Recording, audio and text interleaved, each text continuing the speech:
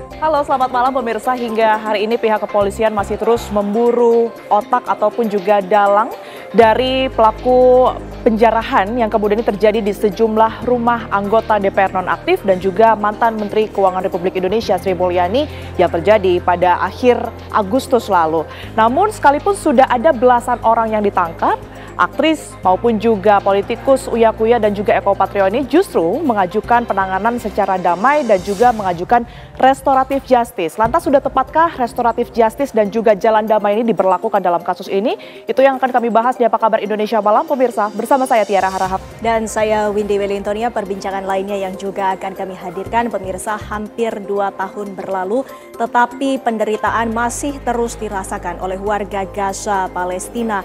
Indonesia pun menunjukkan kepeduliannya, salah satunya melalui misi kemanusiaan Satgas Garuda Merah Putih 2 yang telah memberikan bantuan logistik sebesar 91 ton lebih. Pertanyaannya kemudian, apakah peran dari Indonesia ini mampu mendorong perdamaian dan bagaimana pula kondisinya di lapangan dan juga tantangannya. Kami akan membahas bersama sejumlah narasumber, langsung saja kita mulai Apa Kabar Indonesia Malam selengkapnya.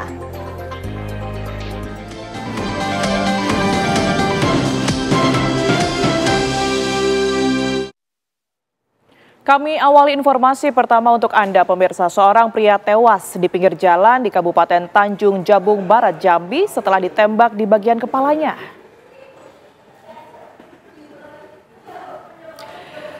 Ya, pelaku nekat menembak kepala korban, pemirsa, ini lantaran cemburu dan sakit hati karena korban berselingkuh dengan istrinya.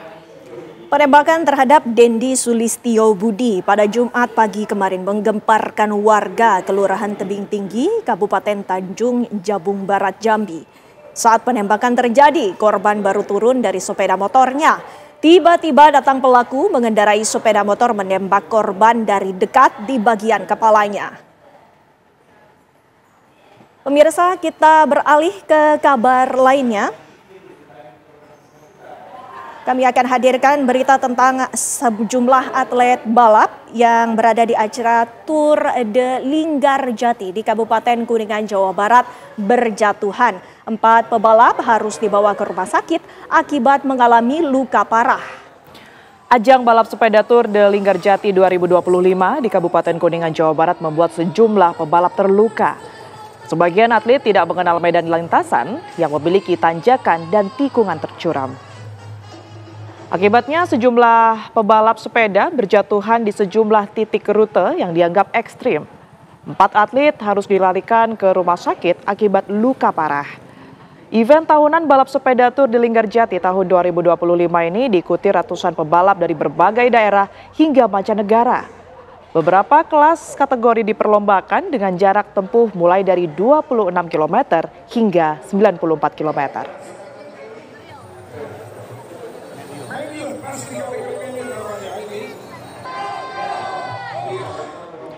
Diduga akibat rem bus wisata Blong, 8 korban tewas di Probolinggo, Jawa Timur, dan diketahui ke-8 korban merupakan rombongan wisata Gunung Bromo dari keluarga Rumah Sakit Bina Sehat Jember. Pemirsa, inilah detik-detik bus pariwisata Bromo diduga mengalami rem blong. Akibatnya 8 dari 28 penumpang tewas di Jalan Raya Botolumbang, Kabupaten Probolinggo, Jawa Timur. Rombongan wisata tersebut diketahui dari keluarga besar Rumah Sakit Bina Sehat Jember. Sementara 20 korban luka-luka masih dirawat di Rumah Sakit Dr. Muhammad Saleh, Rumah Sakit Ar-Rozi, dan Rumah Sakit Tongas. Rombongan bus pariwisata ini pulang dari Gunung Bromo. Kemudian bus tiba-tiba oleng dan tak terkendali sampai masuk selokan aliran. Selatannya Pak Arom lewat masjid kecelakaan bis. Ada kecelakaan bis dari INS 88 ya, ini itu dari arah atas, dari arah mau menuju ke Jember gitu. Jadi ini kalau penyebab kecelakaannya ini masih kita dalami, kita masih melakukan olah TKP, dan ini sekarang ini proses kita adalah mengevakuasi korban, dan saat ini yang seperti rekan-rekan bisa sampaikan di belakang kita ini mau mengevakuasi dari kendaraan sehingga tidak menghambat arus lalu lintas. Kalau jumlah korban yang jelas ada, namun untuk jumlahnya dan korbannya bagaimana sekarang masih di rumah sakit. Untuk jumlahnya belum kita bisa hitung, karena tadi kita fokusnya untuk menyelamatkan korban yang hidup dulu. Kita langsung berangkatkan ke rumah sakit yang ada di Puskesmas Sukapura maupun di rumah sakit umum. Kita sudah ada korban di sana, ini juga anggota ke sana untuk mengidentifikasi korban, nanti juga akan kami sampaikan. Dan untuk mengetahui informasi mengenai kecelakaan maut bus pariwisata, sudah terhubung bersama kami AKP Aslan Safik selaku Kasat Lantas Polres Probolinggo. Selamat malam Pak Aslan. Selamat malam Mbak. Ya, Pak Aslan, bagaimana kronologis kejadian Pak? Jadi memang ini ada kejadian kecelakaan bis yang melibatkan 52 penumpangnya, yang saat ini diidentifikasi ada 8 orang meninggal dan 44 orang luka-luka. Baik, Pak Kasat Lantas, informasi yang kami terima ini penyebab dari kecelakaan ini karena remblong. Apakah memang karena remblong saja atau ada faktor lainnya, Pak Kasat Lantas? Jadi memang tadi itu sudah ada tim dari TA Ditlantas Polda Jawa Timur untuk mengecek kepastian apakah memang benar karena permasalahan dari remnya atau karena penyebab lain. Tadi sudah dilakukan PAA. Nah, nanti hasilnya akan muncul 3 hari lagi. Namun hingga saat ini pengakuan dari sopir sendiri maupun dari penumpang yang ada di dalam bis itu juga menerangkan bahwa memang sepertinya ada kendala pada remnya. Karena dari supir juga tadi kami cek apakah ngantuk atau ke dalam kondisi yang lain, infonya tidak ada kendala. Begitu. Jadi infonya dari drivernya masih terkait gangguan pada rem. Nanti informasi lebih lanjut kami menunggu hasil dari Ditlantas Polda Jawa Timur.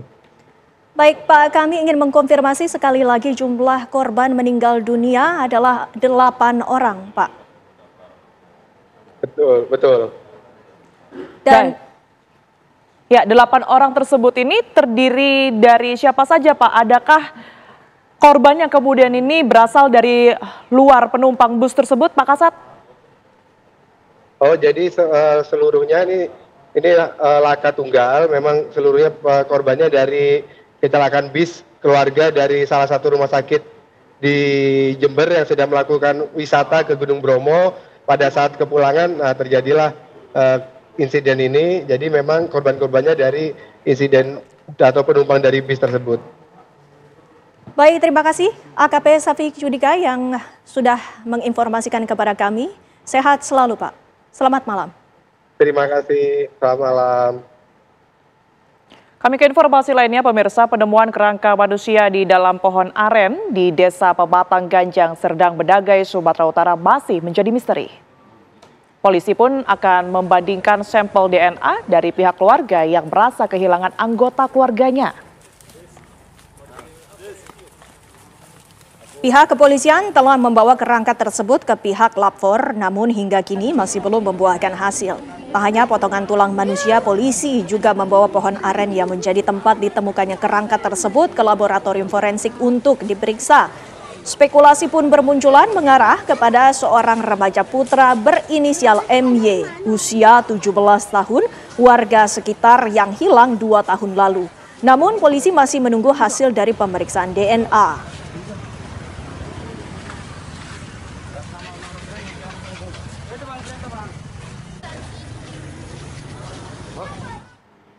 Pemirsa, satu keluarga yang terdiri dari ayah, ibu, dan seorang anak hilang setelah rumah mereka hancur diterjang banjir bandang di Mengwi, Kabupaten Badung, Bali. Sebelum hilang, korban sempat merekam video saat air mulai memasuki rumahnya dan mengunggah di media sosial miliknya. Putri sulung korban, Ruth Deidre Marie Korin, mengaku tak memiliki firasat apapun yang mengira banjir yang terjadi di rumah orang tuanya hanyalah banjir biasa yang kerap dialami di lingkungan perumahan tersebut. Pencarian pun dilakukan tim SAR gabungan untuk menemukan 3 korban yang merupakan satu keluarga, mulai dari lokasi rumah korban hingga menyisiri aliran sungai.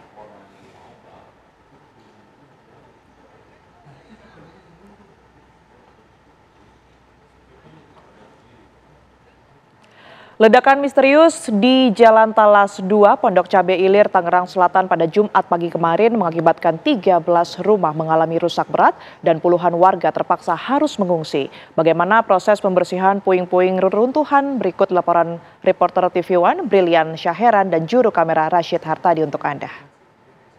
Pemirsa, memasuki hari ketiga dari ledakan dahsyat misterius di RT 3 RW 1 di Kelurahan Pondok Cabe Ilir di Tangerang Selatan, di mana pada hari ini sejak pukul 7 waktu Indonesia bagian Barat ini sejumlah warga dari RT 3 ini telah berjibaku bergotong royong untuk kemudian melakukan pembersihan terhadap lokasi awal terdengarnya ledakan, yakni di rumah nomor 15, 16 dan juga 17. Dan ini nantinya seluruh puing-puing ini akan dimasukkan ke dalam karung untuk kemudian nanti dipindahkan, dibersihkan, karena pada hari ini ada juga dari Dinas Perumahan dan juga Permukiman Kota Tangerang Selatan yang nantinya akan membantu mengukur untuk ukuran dari rumah yang mengalami kerusakan besar ini. Dan juga nantinya dari data BPBD ini terdapat sebanyak 13 rumah yang mengalami kerusakan atau terdampak.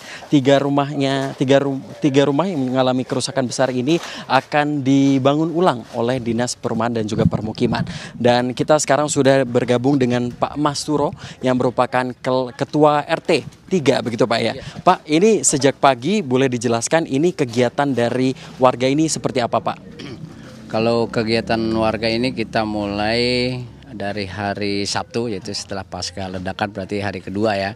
Dari hari kedua hingga hari ini, hari Minggu, kita bergotong royong untuk membersihkan puing-puing serta atap-atap yang bermentalan ke rumah-rumah tetangga.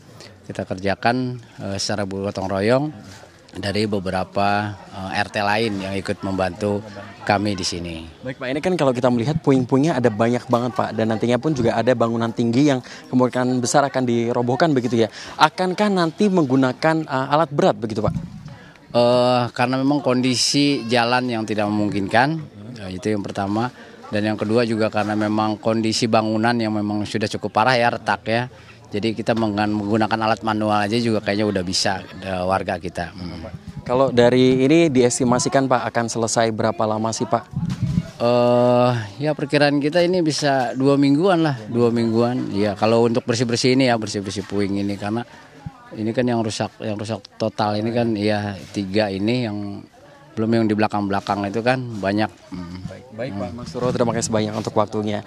Baik pemirsa, jadi selain ada di sini juga sejumlah warga juga diungsikan. Total ada 16 kakak terdampak, 84 jiwa saat ini sedang diungsikan di posko pengungsian sementara yang berjarak kurang lebih 100 meter dari tempat saya mengabarkan, di sebuah musola yang dimana di sana disediakan makanan, kemudian matras dan juga hingga dapur umum. Dan nantinya ini berharap dari pemerintah kota Tangerang Selatan ini akan memberikan rumah sementara kepada warga yang terdampak, dan juga sampai dengan saat ini total korban jiwa mencapai 7 orang, yang dimana 3 ini masih dirawat secara intensif di Rumah Sakit Hermina Ciputat, dan 4 diantaranya sudah diperbolehkan untuk pulang dan melakukan rawat jalan. Dari Tangerang Selatan, Brilian Syaheran, Rashid Hartadi, TV One mengabarkan.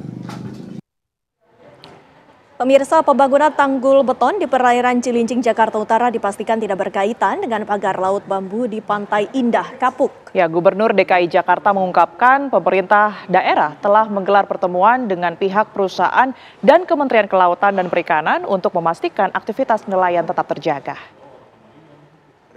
Sudah ada pertemuan antara pemerintah DKI Jakarta, perusahaan yang mendapatkan izin untuk membangun tanggul laut itu, dan juga Kementerian KKP, disepakati bahwa aktivitas nelayan diberikan keleluasaan untuk tetap bisa dilakukan, dan perusahaan diminta untuk memberikan CSR kepada para nelayan yang ada di tempat itu, sehingga dengan demikian secara prinsip simbiosis mutualisme saling menguntungkan antara nelayan, perusahaan, dan juga tentunya pemerintah DKI yang nanti di tempat itu akan menjadi pusat ekonomi baru di Jakarta. Pemirsa, Polda Metro Jaya kembali menggelar patroli rutin pengamanan 5 titik wilayah kota Jakarta sore hari ini. Dalam patroli ini, Polda Metro Jaya menerjunkan 176 personel yang dibagi ke dalam 2 tim. Tim pertama bertugas menyisir wilayah Jakarta Pusat, Timur, dan Utara, sementara tim kedua menyisir wilayah Jakarta Selatan dan Jakarta Barat.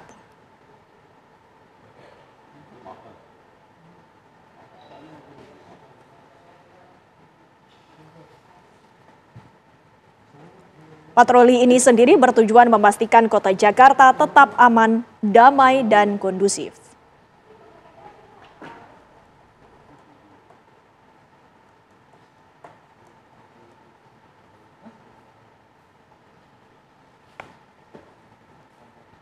Dan untuk mengetahui bagaimana informasi tentang patroli skala besar yang akan dilaksanakan menyisir wilayah Jakarta Selatan dan Jakarta Barat, kita langsung saja menyapa Haidar Faisal. Silakan, Faisal.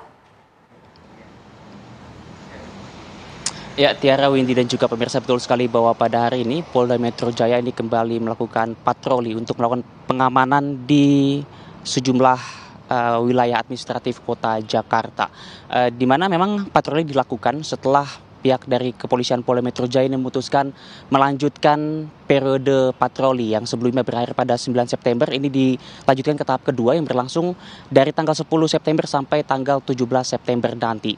Untuk sore hari tadi, Tiara, Windy, dan juga pemirsa, Polda Metro Jaya ini mengerahkan sekitar 176 personil yang terbagi ke dalam 2 tim, di mana angka ini per jumlah personil ini bisa dikatakan menurun jika dibandingkan dengan jumlah personil yang dikerahkan Polda Metro Jaya di awal-awal dilakukannya masa patroli, di mana kami mencatat pernah mencapai angka 288 personil dikerahkan. Tadi juga sudah disampaikan bahwa ini terbagi ke dalam 2 tim. Tim pertama menyisir area Jakarta Timur, Utara, dan juga Pusat. Lalu juga tim kedua ini menyisir area Jakarta Selatan, Barat, dan juga Pusat. Nah, Windy, Tiara, dan juga pemirsa, kami berkesempatan juga tadi untuk mengikuti secara langsung patroli yang dilakukan Polda Metro Jaya. Namun tadi sedikit koreksi bahwa kami mengikuti tim yang melakukan patroli, yang melakukan penyisiran di area Jakarta Timur, Jakarta Utara, dan juga Jakarta Pusat.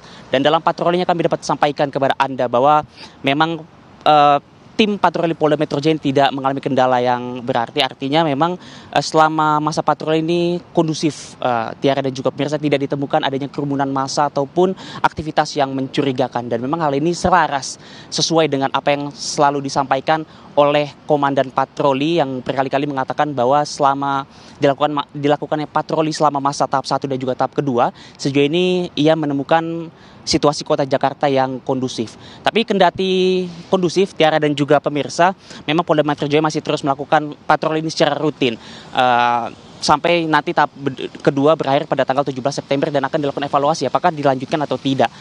Untuk patroli Polda Metro Jaya sendiri akan dilangsungkan ini setiap hari di jam 4 sore dan juga pukul 8 malam. Artinya nanti pukul 8 malam ini masih akan ada patroli lanjutan, Tiara, Windy, dan juga pemirsa, di mana untuk jam 8 malam nanti ini malah akan mengerahkan juga kendaraan taktis dari pihak Polisian Polda Metro Jaya. Tentu kita harapkan, Tiara, Windy, dan juga pemirsa, untuk patroli juga akan berlangsung lancar dan juga menemukan situasi kota Jakarta yang juga tetap kondusif. Untuk sementara demikian, kami kembalikan ke studio. Baik, 176 personil diturunkan dan situasi Jakarta hingga saat ini kondusif. Terima kasih atas laporan Anda, Haidar Faisal. Pemirsa, polisi menemukan mesin ATM yang dijarah perusuh saat membakar gedung DPRD Kota Makassar, Sulawesi Selatan akhir Agustus lalu. Aparat kepolisian dari Polrestabes Makassar terpaksa menyemplung ke dalam rawa-rawa untuk mengambil barang bukti mesin ATM. Polisi menangkap 4 pelaku penjarahan dalam demo anarkistis yang berujung terbakarnya kantor DPRD Kota Makassar, Sulawesi Selatan akhir Agustus lalu.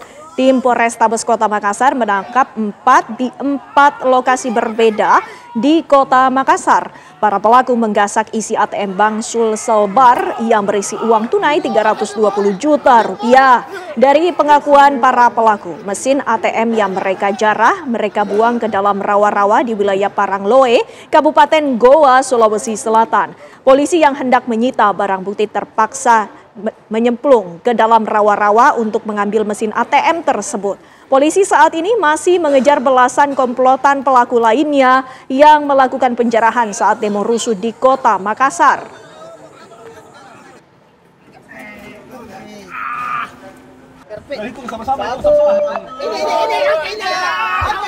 Orang-orang ini datang dengan membawa gerinda. Jadi ini sungguh sangat hal yang luar biasa karena memang mereka tahu di situ ada kerusuhan dan mereka giat mengambil uangnya di situ. Jadi bawa gerinda, bawa linggis dibawa secara bersama-sama 20 orang mengarah ke Hertasni, lalu membajak mobil juga pada saat itu. Setelah itu mereka bongkar sama-sama dan uangnya dibagi rata.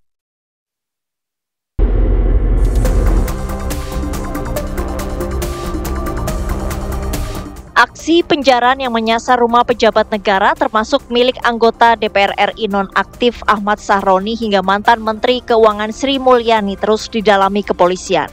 Puluhan orang telah ditahan dan beberapa di antaranya telah ditetapkan sebagai tersangka. Menyusul penangkapan para pelaku, artis sekaligus politikus Eko Patrio dan Uya Kuya mengambil sikap mengejutkan dengan memaafkan para pelaku penjarahan rumahnya. Meski kasus tersebut telah menimbulkan kerugian besar, mereka justru memilih jalan damai. Eko Patrio menegaskan bahwa polisi memiliki hak penuh untuk memproses hukum para pelaku sesuai dengan aturan yang berlaku meski ia secara pribadi sudah memaafkan mereka. Bahkan anggota DPR RI nonaktif ini mengajukan permohonan penangguhan penahanan terhadap seorang pria bernama Rian yang membawa kucingnya saat terjadi penjarahan di rumahnya pada akhir Agustus lalu. Mohon kepada bapak-bapak kepolisian tadi di Polda, yaitu yang pertama adalah mohon dibebaskan Rian, ditangguhkan penahanannya. Rian, kenapa saya minta ditangguhkan? Karena Rian itu adalah yang pertama kali ngambil kucing saya. Ya, ngambil kucing saya, terus udah gitu dia menyelamatkan kucing saya. Jadi ada kurang lebih ada 7 ya, kata Bapak polisian tadi ya, Bapak penyidik bahwa ada 7, tetapi sementara saya konsen dengan yang Rian. Kalau yang lainnya sih saya sebenarnya ya sudahlah memaafkan, tetapi kan semuanya tergantung dengan Bapak kepolisian. Karena Bapak kepolisian juga punya hak untuk kaitan dengan masalah proses hukum ini. Senada dengan Eko Patrio, Uya Kuya menyatakan bahwa dirinya memilih jalur restoratif justice untuk salah satu pelaku yang merupakan wanita paruh baya. Atas pengajuan keadilan restoratif tersebut, kasus nenek yang membawa AC itu tak diproses hukum lebih lanjut. Lantas, apakah pengajuan restoratif justice akan menghentikan perkara? Lalu, apakah sudah tepat jalan damai digunakan dalam perkara yang telah menimbulkan kerugian besar tersebut?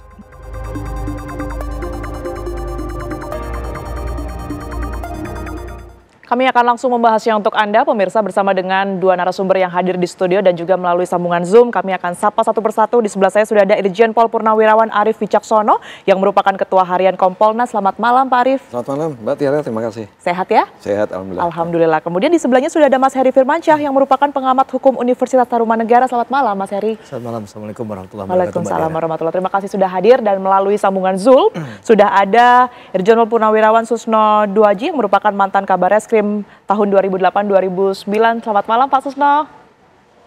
Selamat malam, Mbak Tiara. Selamat malam, Azaz. Baik, terima kasih sudah bergabung bersama kami, Pak Susno. Saya izin ke Pak Arief terlebih dahulu. Pak Arief, kalau dari Kompolnas sendiri melihat keputusan dari Uya Kuya dan juga Eko Patrio, 2 public figure yang juga sebagai anggota DPR nonaktif ini, untuk memaafkan pelaku-pelaku yang bisa dikatakan sebagai penjara rumahnya begitu ya, dan bahkan beberapa diantaranya sudah ditangkap oleh pihak kepolisian. Anda melihatnya seperti apa? Terima kasih. Jadi sebelum langsung kepada Eko Patrio dengan Uya Kuya itu yang rumahnya dijarah, barang-barangnya diambil oleh banyak orang, sebetulnya kita bisa lihat ke konstruksi rangkaian ke belakang dulu sedikit. Kenapa kediaman adalah tempat yang paling privasi daripada Pak Eko Patrio dengan Uya Kuya itu sampai dijarah? Berarti kan ada suatu pencetus yang sebelum-sebelumnya itu mereka tuh dianggap sebagai yang mewakili kepentingan masyarakat, rakyat, tetapi tidak bisa mewakili, apalagi ditambah dengan narasi-narasi yang ya sama-sama kita lihat, itu merupakan suatu trigger. Nah, kemudian setelah Pak Eko Patrio dengan Uya Kuya datang ke kantor polisi, ya kami terima kasih, itu bagus, itu suatu picture yang bagus diperlihatkan kepada publik. Ya, beliau bisa memaafkan. Nah, sekarang tergantung kepada si penyidik itu sendiri, aparat penegak hukum itu sendiri, apakah bisa untuk ditangguhkan daripada si pelaku penjarahan tersebut. Nah, itu sementara yang bisa kami sampaikan. Saya ke Pak Susno ya, kalau kita lihat secara keseluruhan sebenarnya keputusan damai yang kemudian ini diberikan oleh kedua belah pihak, antara mereka yang kemudian menjadi korban dan juga bahkan menawarkan pengajuan restoratif justice ini seperti apa Pak Susno? Baik, dalam hal penjarahan yang identik dengan peristiwa mengambil barang milik orang lain, itu adalah pencurian ya dalam kitab hukum pidana kita. Pencurian dilakukan dalam saat kerusuhan itu pasal 365 KUHP gitu, pencuri. Nah, tetapi apapun gitu, kita berterima kasih dan menghargai dari Pak Eko Patrio dan Pak Uya Kuya yang telah memaafkan orang-orang tertentu ya, tidak semua ya. Kalau satu Pak Eko Patrio yang mengambil kucing yang dia nilai tidak mencuri tapi justru menyelamatkan kucingnya. Kemudian satunya karena ibu-ibu sudah mungkin agak sepuh gitu, maka yang ngambil AC oleh Pak Uya Kuya dimaafkan. Itu suatu hal yang bagus. Dan kita harap juga pihak penyidik kepolisian bisa mempertimbangkan itu. Dan penyelesaian secara retroaktif ini dimungkinkan di dalam sistem hukum kita. Jadi daripada Polri, penyidik harus bercapek-capek gitu penyidik yang lain kan masih banyak tugas lain. Sedangkan ini memenuhi harapan dari pihak yang dirugikan dan juga ini sebagai contoh dan teladan yang bagus kita memaafkan orang lain. Tidak ada salahnya Polri memenuhi gitu apa yang diminta ini.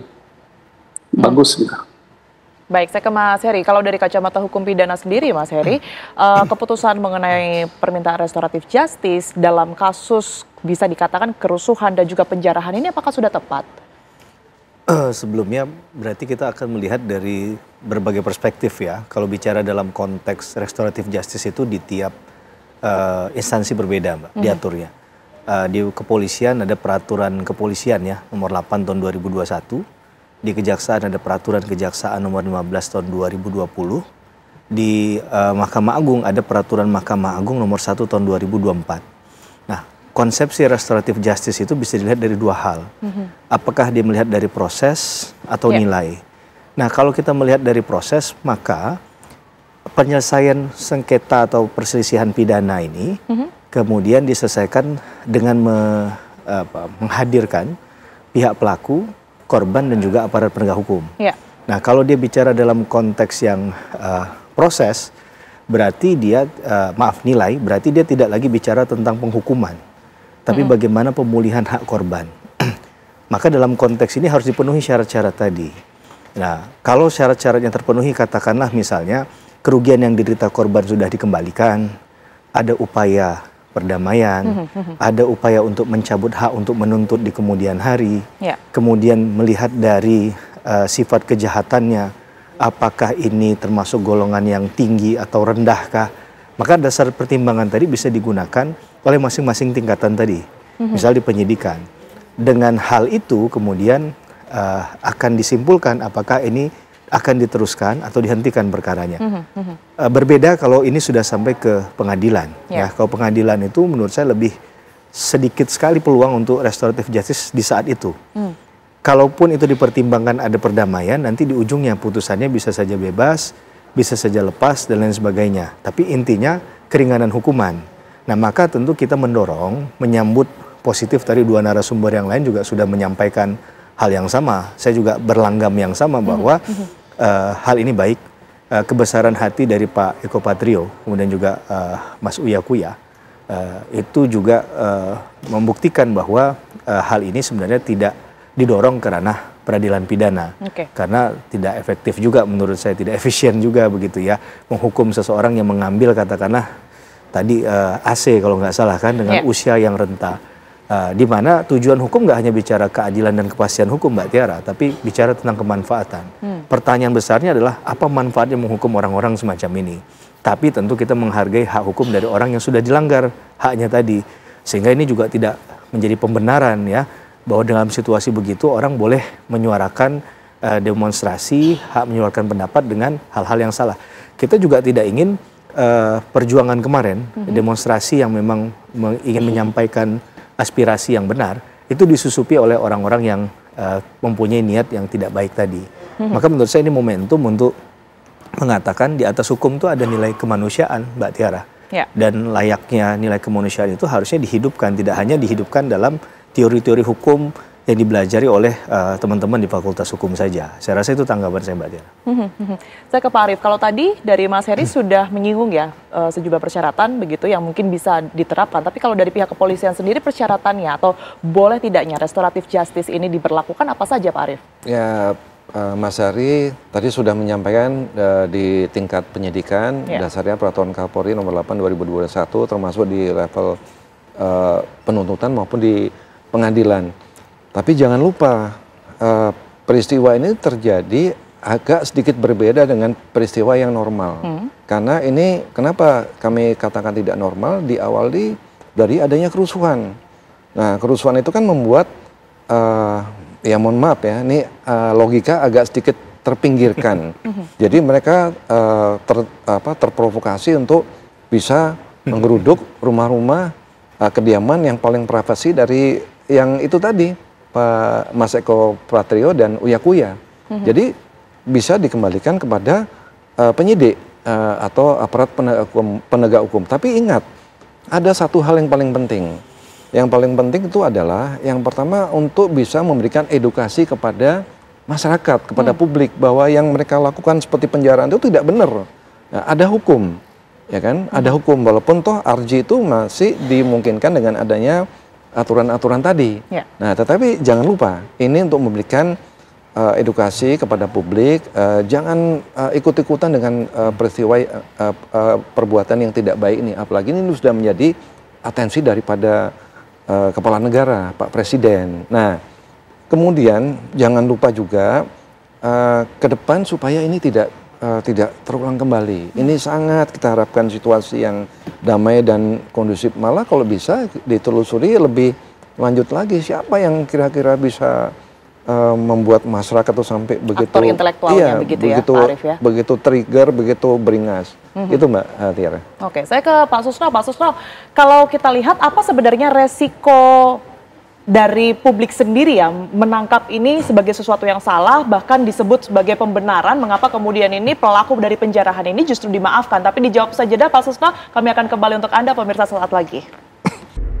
Anda kembali di Apa Kabar Indonesia Malam. Pemirsa, saya akan langsung ke Pak Susno. Pak Susno, bagaimana kemudian menghindari resiko publik salah menilai atau bahkan resiko keamanan dengan adanya keputusan-keputusan yang damai yang kemudian diambil ini, Pak Susno? Baik, mari kita lihat hukum pidana kita ya. Hukum pidana kita memberikan peluang ya kepada orang yang melakukan suatu tindak pidana untuk tidak dihukum ya. Kita mengenal ada keterpaksaan, ada juga bela diri dalam keadaan sedemikian rupa, walaupun sudah memenuhi unsur dari pidana yang disangkakan, orang itu bisa bebas. Ya. Dan satu lagi, kalau orang sakit jiwa, gitu, dia kan bisa bebas juga.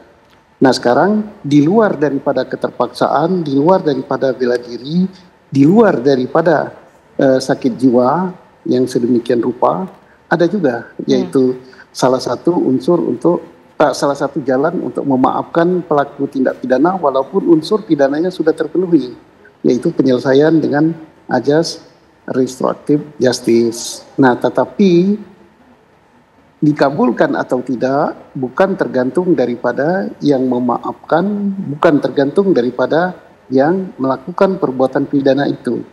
Ada berada pada pertimbangan daripada kalau di tingkat Polri yaitu penyidik, kalau di tingkat penuntutan pada jaksa penuntut, kalau di tingkat sidang pengadilan pada majelis hakim yang nantinya juga akan berpengaruh pada berat ringannya hukuman yang dijatuhkan dan bisa juga membebaskan gitu.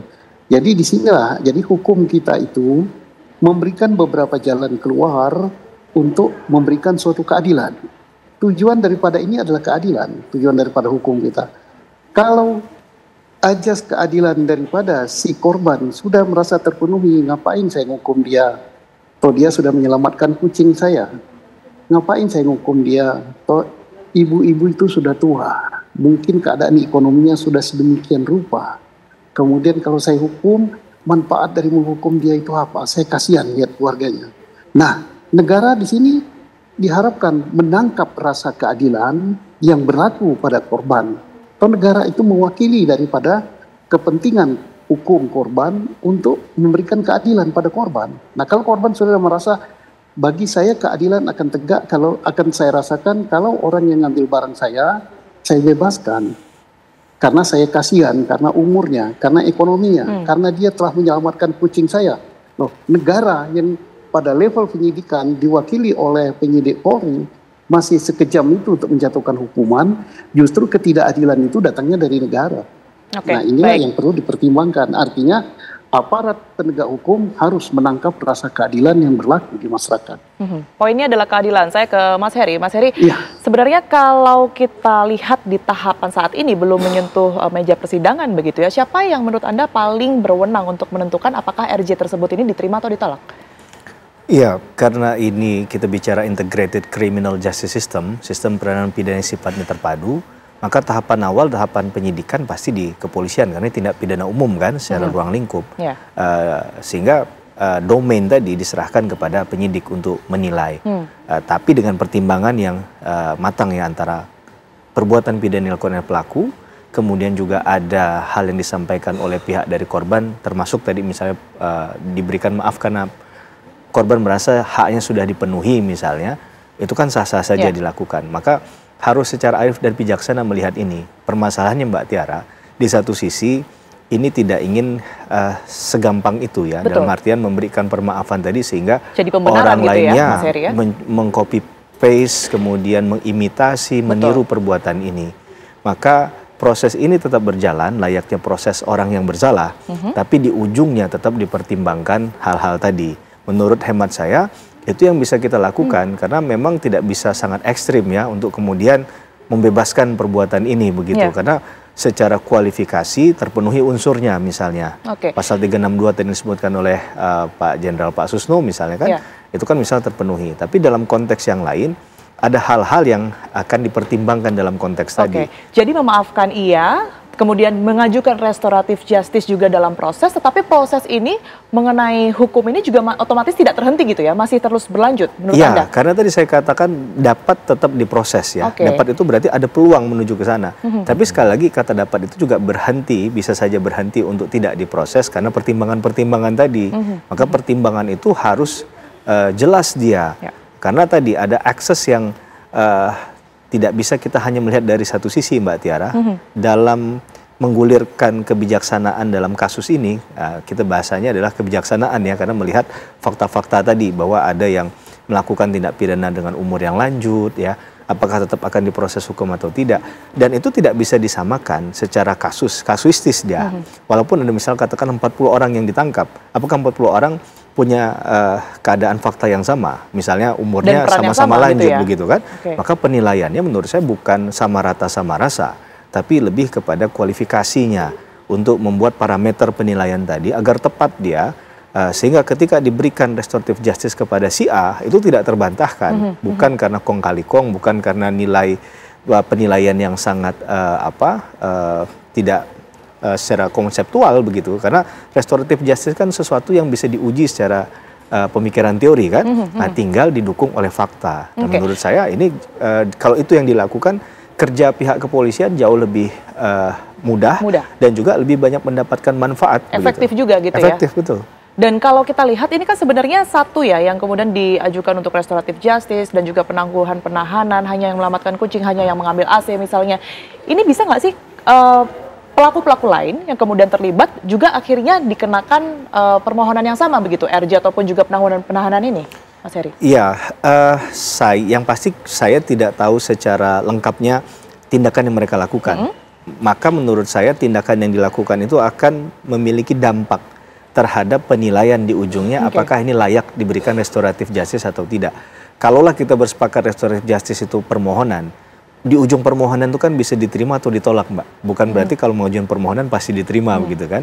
Tapi setidak-tidaknya haknya diberikan, peluangnya diberikan, tapi tetap penilaian tadi secara objektif, secara transparan, akuntabel, dan juga kemudian profesional itu ada di pihak masing-masing tadi. Kalau dia sudah masih di pihak penyidikan berarti pihak kepolisian. Kalau sudah didorong itu ke kejaksaan, teman-teman jaksa yang berhak menilai. Tapi kalau udah masuk kepada pengadilan, walaupun tadi catatannya lebih berat daripada 2 tahapan sebelumnya, itu hakimlah yang menilai dengan kebijaksanaan mereka begitu. Baik, saya ke Pak Arief. Pak Arief, kalau kita lihat sekarang kan pihak kepolisian ini fokusnya nyari dalang ataupun juga aktor intelektual dari ini semua ya Pak ya. Tapi di sisi lain sudah ada permohonan untuk RJ dan juga penangguhan penahanan gitu.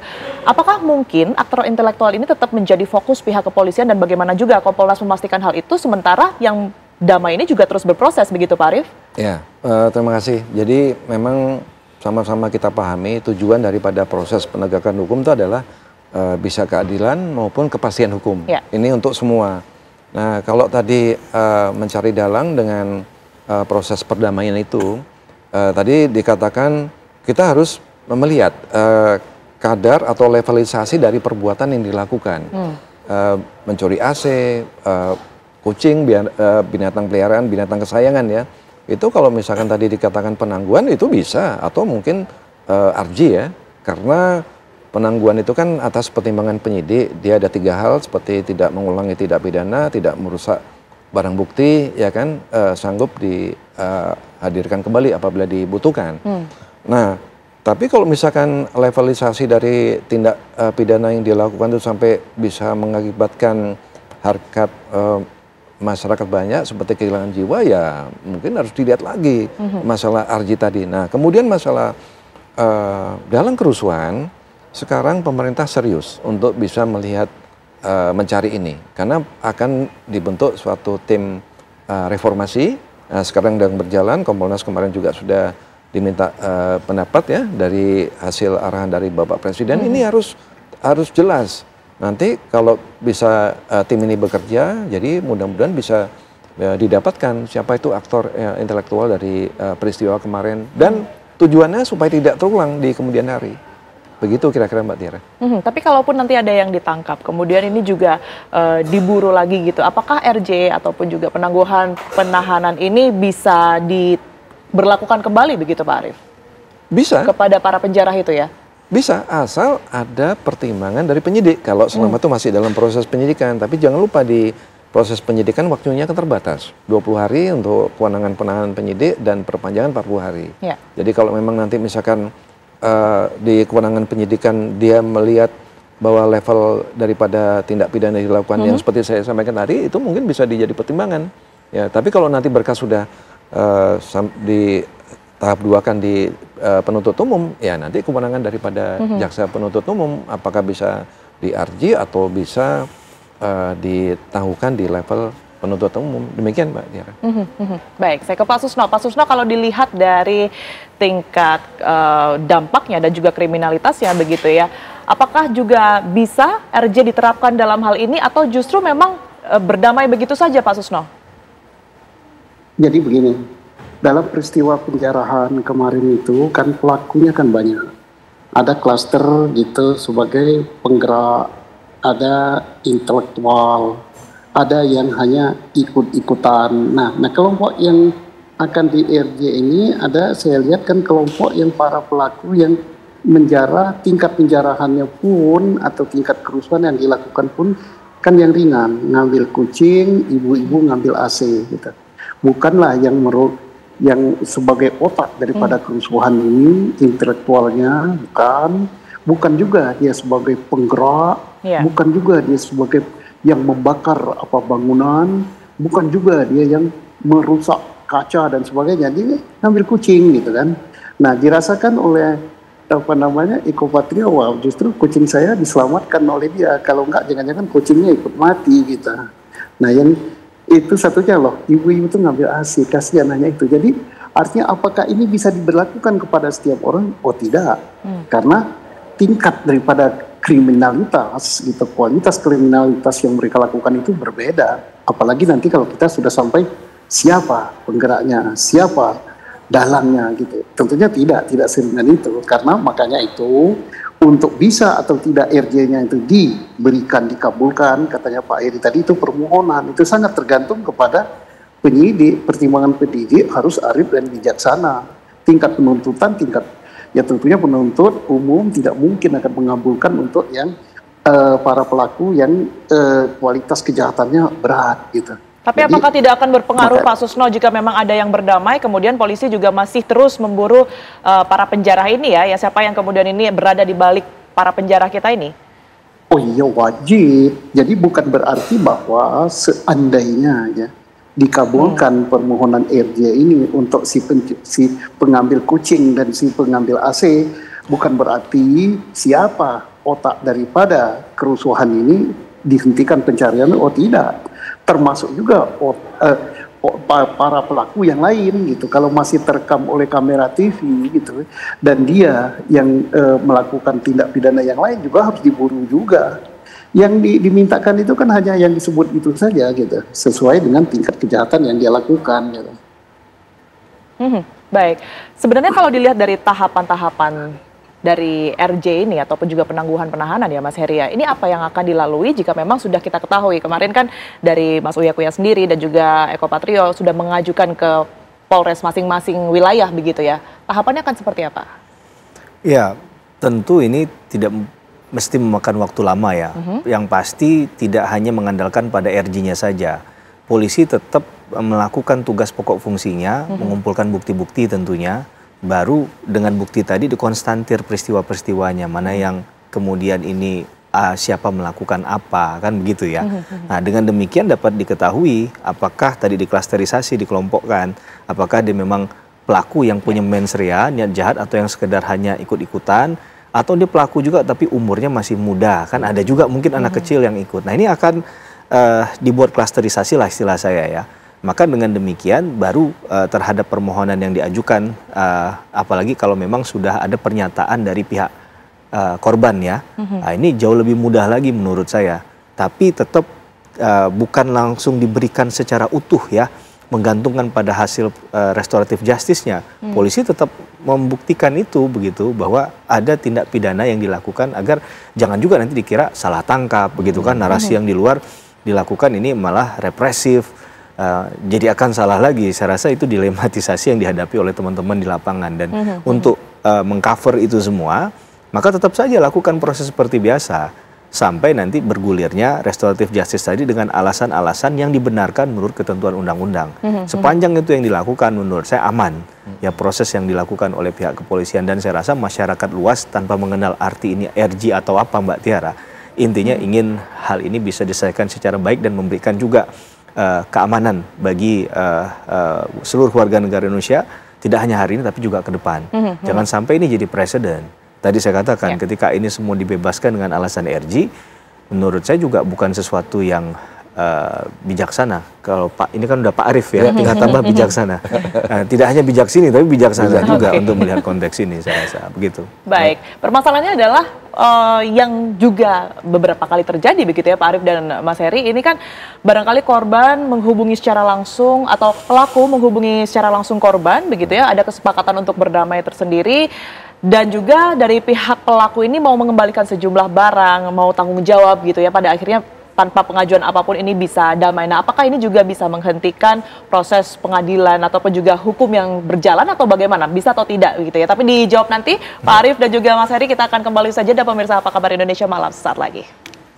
Anda kembali di Apa Kabar Indonesia Malam. Pak Arief, saya lanjutkan perbincangan yang tadi sempat terputus. Kalau memang sudah ada proses hukum yang kemudian berlaku dan juga berjalan gitu ya, ada korban yang kemudian ini berkomunikasi mungkin juga dengan pelaku meminta korban untuk dimaafkan dan juga mengembalikan sejumlah barang, kalau kita sebut penjarahan kemarin barang curian begitu ya, barang hasil jarahannya. Ini seperti apa status hukum ya Pak Arief? Ya, jadi ada 3 hal ya. Yang pertama itu kita lihat sebagai contoh di rumah Pak Saroni di Jakarta Utara.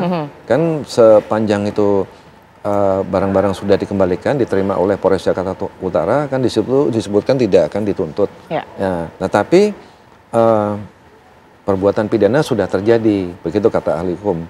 Nah, yang klaster-klaster ini mungkin bisa ditangguhkan yang tahap awal dan selanjutnya di RG. Kita kalau lihat yang pertama itu adalah mereka yang ikut-ikutan. Tapi yang kedua, jangan salah, kita melihat kenapa perbuatan itu bisa terjadi. Nah, saya banyak berkomunikasi dengan penyidik, mereka ini sekarang cukup banyak perkara yang harus ditangani. Dan mereka masih membutuhkan informasi yang akurat. Who is the man behind the scene, ya kan? Siapa yang di belakang semua ini? Nah, mereka butuh waktu. Itulah kenapa yang saya katakan tadi, penyidik itu berpacu dengan waktu. 20 hari masa penahanan penyidik dan 40 hari perpanjangan. Nah, kemudian yang ketiga, sebetulnya mereka bisa ditawarkan kalau mereka bisa punya pengetahuan lebih untuk menjadi GC, Justice Collaborator. Untuk mengungkap ini semua. Tuh, tadi kan ditanya Mbak Tiara, siapa dalangnya kan? Nah, GC itu syaratnya adalah dia bukan aktor utama, bukan pelaku utama, kemudian disetujui oleh penyidik, pertimbangan penyidik, ya kan? Terus yang ketiga, yang paling penting ya dia juga harus mengakui bahwa dia melakukan perbuatan itu. Ya. Jadi itu kira-kira 3 yang bisa kami tambahkan. Oke, tanggapan Anda, Mas Heri, berkaitan dengan perjanjian damai ya, yang kemudian ini mungkin saja terjadi, sementara kasus hukum ini juga sudah berlangsung antara pelaku dan juga korban, ini seperti apa? Yang pasti tidak bisa dihapus adalah perbuatan pidananya. Itu yang pasti, Mbak. Ya. Sedangkan berarti sudah tidak hanya bicara mens rea, bicara dolus malus lagi, tapi sudah ada actus reusnya. Maka kemudian muncullah penegakan hukum di sana. Nah, ketika kemudian ini dipilah-pilih dengan situasi yang memang kemarin tidak ada yang expect ya, memperkirakan bakal itu terjadi, pendekatan hukumnya tetap berjalan, tapi sisi humanismenya juga tidak boleh ditinggalkan menurut saya. Maka ini yang sedang dilakukan oleh teman-teman kepolisian dan juga oleh pihak pelapor awalnya mungkin ya, sebagai korban dalam hal ini Mas Eko dan Mas Uya Kuya. Dalam konteks tadi polisi menerima segala hal ya, yang ada fakta data di lapangan tadi, kemudian tinggal bagaimana nanti menyajikannya. Berarti kan harus dipilah-pilih tadi ya, level dari kejahatannya apa, kemudian kalaupun dia akan diajukan ke muka sidang pengadilan ataupun di proses hukum lebih lanjut, pasal apa yang dikenakan. Pasal apa yang dikenakan berkaitan dengan ancaman sanksi pidananya. Nah, semakin besar, kalau biasa bahasan kami mungkin di teman-teman pidana itu kan ancaman minimum 5 tahun, bahkan 5 tahun ke atas sudah berat itu Mbak, gitu ya. Jadi kalau dia masih dikenakan ancaman pidana yang less than dari 5 tahun, 5 years tadi, itu sesuatu yang sangat mungkin masih didukung oleh mekanisme restoratif justice tadi.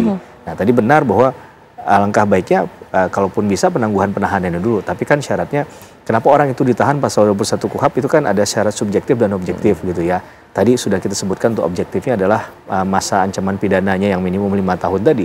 Tapi kalau subjektif, nah ini kan melekat pada penyidik. Apakah akan dikualifikasi orang ini akan menghilangkan barang bukti, melarikan diri, atau mengulangi tindak pidana yang sama atau tindak pidana yang baru. Nah, perspektif ini kan sangat subjektif tadi. Nah, ini yang harus kita pahami. Tetap bisa dilakukan proses penahanan dan mungkin saja penangguhan penahanan yang diajukan, sekali lagi karena ini bentuknya permohonan, rekomendasi, bisa saja diterima atau ditolak tadi di ujungnya. Yang pasti kita berharap bahwa yang sebenarnya adalah ke depan teman-teman kepolisian harus siap dengan kondisi semacam ini ya, yang mungkin kalau tidak diantisipasi bisa terjadi sekarang atau lebih buruk lagi. Mas Heri? Ya, yang tadi ketika kerumunan massa sudah mulai ada begitu ya, dan sudah mulai tidak kondusif. Misalnya kan ada jam batas untuk menyampaikan aspirasi dan itu sudah dilewati. Itu sepertinya sudah warning awal, early warning systemnya harus jalan. Ya harus segera disiagakan. Nah, saya nggak mengatakan ini kecolongan karena ada pakar kepolisian semua di sini kan, gitu kan. Tapi dalam konteks tadi harus dipahami mungkin hal ini yang perlu diperhatikan agar tidak perlu ada proses selanjutnya penangkapan, penjarahan dan lain sebagainya, kan akses dari mungkin saya nggak mengatakan pembiaran lah, tapi ada kesalahan dalam komunikasi di lapangan sehingga akhirnya dampak yang timbul itu seperti yang hari ini kita hadapi. Tapi kita tidak sedang menyalahkan siapapun. Kita sedang mengambil ibrohnya lah. Pelajaran apa sih yang dari konteks kemarin yang harus diperbaiki dari segi pengamanan. Kemudian ke depan kalau mengalami hal semacam ini, polisi tidak-tidaknya sudah tahu dengan parameter tadi, ini adalah bicara tentang justice gitu, keadilan gitu. harus dipersiapkan oleh pihak kepolisian karena beda era juga ya Pak Arief ya, karena sekarang ini sudah masif sosial media begitu ya, bisa menjadi salah satu ancaman. Saya ke Pak Susno. Pak Susno, sebenarnya kalau kita berbicara mengenai restoratif justice dan juga segala upaya untuk damai ini sendiri, bagaimana sih harusnya seorang polisi begitu ya, anggota kepolisian ini menyikapi antara pelaku kecil dalam tanda kutip begitu ya, dan juga pelaku utamanya, dan bagaimana menghindari agar polisi ini juga salah tangkap, karena kemarin kan banyak sekali yang terlibat dengan berbagai macam peran juga, Pak Susno. Oke, saya yang pertama dulu tentang pelaku ya. Pelaku itu sudah dirumuskan dengan jelas ya di dalam KUHP. Walaupun sama-sama pencurian, ada banyak hal yang menentukan mana pelaku yang berat, mana pelaku yang sedang, dan mana pelaku yang ringan. Itu rumusan KUHP-nya udah jelas. Kemudian tentang yang kedua tadi tentang pelaku utama ya, otaknya ya, lupa salah. Bagaimana untuk mencari siapa daripada otak ini yang melalui penyidikan, melalui informasi-informasi yang dikumpulkan, melalui fakta yang di lapangan dan sebagainya, sehingga itu harus diungkap ya siapa dalangnya daripada kerusuhan ini. Sampai kalau tidak bisa diungkap dalangnya, sampai ada tuntutan dari publik ya yang sudah direspon oleh presiden gitu, untuk membentuk tim pencari fakta gitu terhadap peristiwa kerusuhan itu. Dan bahkan Pak Presiden pun sampai mengatakan ada berapa itu reformasi Polri ini. Jadi dampak daripada kerusuhan itu cukup besar gitu bagi bangsa ini, terutama bagi polisi. Kalau polisi nggak bisa cari dalangnya, harus kan dibentuk tim pencari fakta gitu. Nah, mudah-mudahan tidak sampai ke tim pencari fakta, Polri sudah bisa mengungkap siapa dalang daripada pelaku ini. Karena kalau unjuk rasa itu tidak ada persoalan, karena unjuk rasa itu hak demokratis ya, yang dilindungi bukan hanya oleh undang-undang, oleh konstitusi negara kita. Itu hak yang harus dilindungi.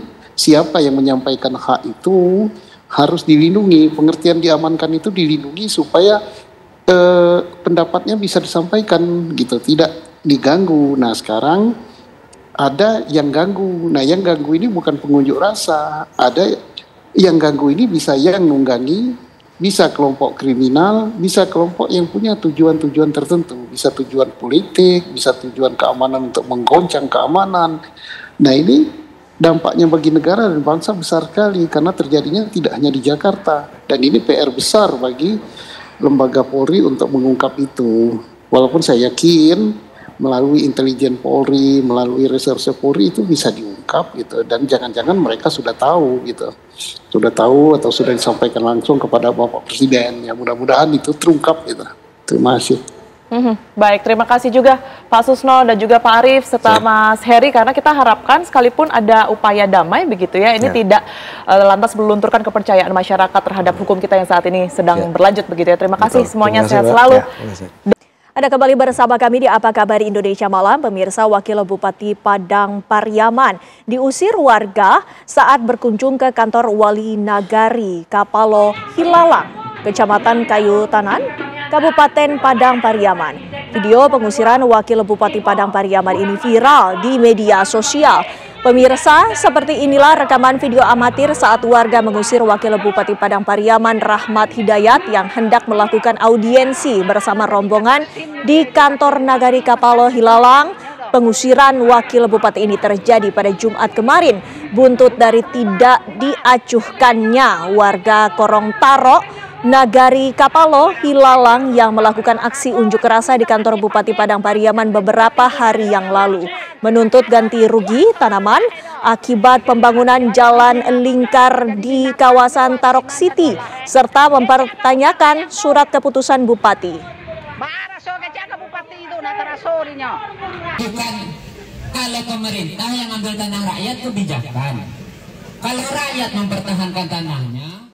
Pemirsa, misi kemanusiaan Satgas Merah Putih 2 ke Gaza, Palestina berakhir dengan ditandai dengan adanya 3 pesawat Hercules C-130 milik TNI Angkatan Udara yang mendarat dengan selamat di Pangkalan Udara Halim Perdana Kusuma. Penyambutan ini dipimpin langsung oleh Kepala Staf Angkatan Udara Marsikal TNI Muhammad Tony Haryono yang menyampaikan apresiasi dan penghargaan atas dedikasi para prajurit dalam mengemban tugas negara. Kedutaan Besar Palestina juga turut menyambut rekan-rekan yang telah melakukan misi kemanusiaan ke Gaza, Palestina. Satgas Merah Putih II melaksanakan operasi penerjunan logistik melalui udara di wilayah Gaza mulai tanggal 17 hingga 28 Agustus 2025 dengan total bantuan seberat 91,4 ton. Pemerintah Indonesia masih terus berupaya mengirimkan bantuan lanjutan sesuai perintah Presiden Republik Indonesia.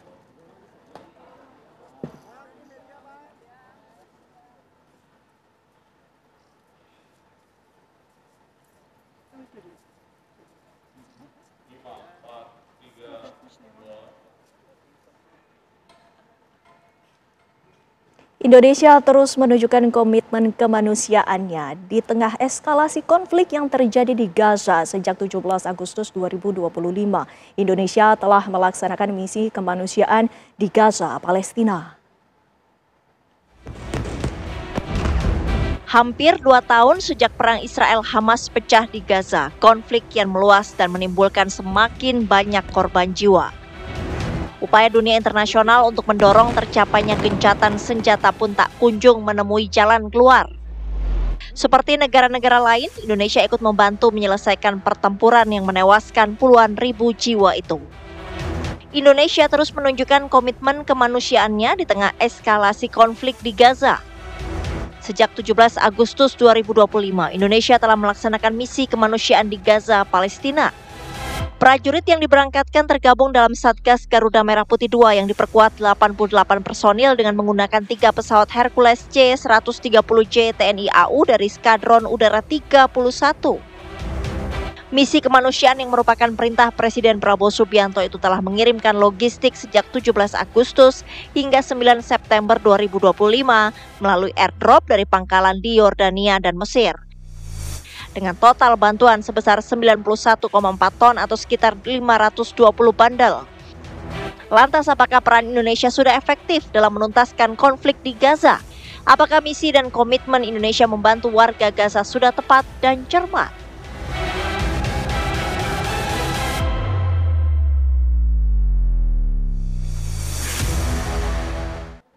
Indonesia telah melaksanakan misi kemanusiaan di Gaza, Palestina melalui Satgas Garuda Merah Putih II. Namun apakah peranan dari Indonesia ini sudah cukup untuk mendorong perdamaian? Kami akan langsung membahasnya bersama sejumlah narasumber yang sudah hadir bersama kami. Sudah ada Ibu Susi Sri Supardi S. Sudarman yang merupakan pakar hubungan internasional dari Universitas Indonesia. Terima kasih Ibu Susi sudah hadir bersama kami. Selamat malam. Terima kasih saya diundang. Selamat malam. Iya Ibu Susi, dan juga telah hadir pula bersama kami Komandan dari Satgas Garuda Merah Putih II, Kolonel Penerbang Puguh Yulianto. Selamat malam Pak Puguh. Selamat malam Mbak, terima kasih. Ya, dan bersama kami pula telah hadir reporter TV One yang ikut serta dalam misi kemanusiaan bersama Satgas Garuda Merah Putih II, Fahrial Nugraha, yang nanti akan menjelaskan bagaimana pengalaman Anda ya Fahrial. Baik Windy, selamat malam. Ya, malam. Dan pemirsa, kita langsung tanyakan kepada Pak Puguh terlebih dahulu. Indonesia telah melaksanakan misi kemanusiaan dengan memberikan bantuan logistik untuk warga Gaza, Palestina. Pak Puguh, bisa diceritakan apa saja yang telah dilakukan oleh Satgas Garuda Merah Putih II selama berada di Yordania, Pak Puguh? Baik Mbak, sedikit menjelaskan terkait dengan kegiatan kita di Jordania. Pada saat kita diperintah untuk berangkat oleh Bapak Presiden melaksanakan misi airdrop selama kurang lebih dari mulai tanggal 13 waktu itu berangkat sampai dengan kita selesai di Jordania tanggal 31. Ada beberapa hal yang sudah kita laksanakan. Yang pertama, kita melaksanakan tugas dengan sesuai dengan perintah, yaitu melaksanakan airdrop logistik yang dilaksanakan oleh 2 pesawat C-130 Hercules yang saat itu berangkat yang pertama Mbak ya, walaupun kedua nanti yang disusul yang pesawat ketiga. Nah, pada saat di Jordania kita bergabung dengan apa yang disebut di situ Solidarity Path Operation atau operasi bersama terkait dengan misi kemanusiaan yang diinisiasi oleh pemerintah Jordan pada saat itu. Utamanya ada Jordan Air Force. Kita bergabung di sana melaksanakan misi bantuan kemanusiaan yang sudah terkoordinir dengan baik oleh Jordan Air Force. Selama kita berada di Jordania, kita telah melaksanakan penerbangan sesuai dengan perencanaan hari per hari. Kita waktu itu mendapatkan kurang lebih 16 sortir penerbangan, dan setiap harinya kita bisa melaksanakan 2 kali penerbangan pada setiap harinya, dan alhamdulillah kita pada saat itu bisa memberikan secara optimal sejumlah 91,4 ton yang bisa kita upayakan untuk kita melaksanakan penerjunan di Gaza. Itu di situ berupa bahan makanan, kemudian obat-obatan, dan tentunya semua itu tidak lepas dari bantuan beberapa pihak yang bergabung dalam kegiatan Satgas Garuda Merah Putih ini. Di antaranya mungkin ada dari Kementerian Luar Negeri, kemudian Kementerian Pertahanan, tentunya yang paling utama Mabes TNI juga, dan tentunya ada rekan-rekan dari media, salah satunya Mas Fahrial yang bergabung dengan kita. Kita sepakat di sana melaksanakan satu tugas yang mana yang sudah kita sampaikan tadi, bahwasanya kita melaksanakan bisa mendelivery kurang lebih 91,4 ton. Itu yang bisa kita upayakan secara maksimal, Mbak. Sekian. Baik Pak Bugu, Bu Susi, ini kita sama-sama sudah mendengarkan bahwa bantuan telah diberikan ini melalui Satgas Garuda Merah Putih. Ini adalah perintah dari Presiden. Ini artinya Indonesia berkomitmen untuk mendukung dan juga membantu warga Gaza Palestina. Upaya diplomasi juga telah diberikan sampai dengan saat ini. Apakah ini merupakan sebuah peranan yang penting bagi Indonesia dalam membantu warga Gaza Palestina menurut Anda? Penting, cuman tidak terlalu efektif ya. Dalam artian sebagai negara yang belum punya kekuasaan yang cukup bisa melobi negara-negara untuk menghantam Israel atau men-challenge Amerika Serikat, tentunya ini adalah satu jalan yang paling mudah untuk dijalankan oleh Indonesia, yaitu humanitarian diplomacy. Tetapi sebetulnya kalau kita lebih stabil, lebih kuat, mungkin kita lebih berpengaruh ya di dunia internasional. Itu masih harus dijajaki. Sebab ini kita berhadapan dengan pemerintahan Amerika yang sudah sangat tidak mau mendengarkan kalangan lain, dan Netanyahu yang mengaitkan diri dengan kebijakan Donald Trump untuk membuat Riviera di Gaza. Akhirnya yang menjadi korban adalah negara-negara yang tidak punya kuasa untuk melawan satu kekuatan adidaya yang bersiteguh untuk melakukan pembelaan terhadap Israel. Tapi langkah-langkah yang sudah dilakukan yakni melalui humanitarian diplomasi, yakni aksi solidaritas untuk warga Gaza Palestina, bagaimana menurut Anda? Kalau airdrop susah. Sebenarnya Menteri Luar Negeri kita sudah meminta untuk land access, tapi nggak diberikan ya. Jadi akhirnya airdrop adalah satu-satunya jalan. Padahal itu seperti kalau dikatakan oleh surat kabar, dibilang seperti membuang makanan ke anjing gitu loh ya, dari atas dan nggak kelihatan orangnya. Tapi what can we do? Dalam artian nanti bertemu dengan Donald Trump, saya ingin tahu Pak Prabowo akan menyinggung hal ini apa tidak. Bantuan melalui airdrop ini tentunya berbeda karena ini adalah bantuan logistik yang kemudian dilepaskan atau diterjunkan dari udara. Fahrial, kita juga ketahui bagaimana pengalaman Anda juga ikut dalam misi kemanusiaan ini. Tentunya pesawat yang digunakan untuk menerjunkan bantuan ini berbeda dengan pesawat komersial. Bisa Anda ceritakan apa yang menjadi pembeda dari pesawat Hercules C-130 itu? Sebelumnya dapat saya ceritakan dari awal gitu, ketika memang awal penugasan yang diberikan dari kantor kepada saya ialah penugasan untuk ke Gaza. Walaupun di saat itu belum diketahui operasinya seperti apa, giat apa yang akan dilakukan di Gaza. Sampai saya ingat itu pada tanggal 11, di tanggal 11 malam sekitar pukul 7:30, informasi saya dapat dari kantor. Dan ketika itu memang belum di bahasa kita di spill gitu apa yang akan dilakukan di Gaza, sampai akhirnya tiba di rumah pukul setengah 10 malam, baru dari pihak Kemhan ada yang menghubungi. Kalau di malam itu juga harus mengantar atau memberikan paspor untuk pengurusan visa.